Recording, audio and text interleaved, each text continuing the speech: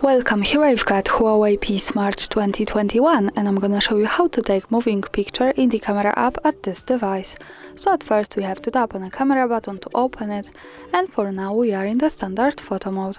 Let's change it by using this settings bar and just simply going to the right to more. Here we have access to other modes of this camera with moving picture, so let's pick it. And here we are, now we can start using this, and I really like this mode because it gives us possibility to take two in one, so the picture and the short clip at the same time. Let me show you how it works by taking a photo. Maybe let me give some space to my camera.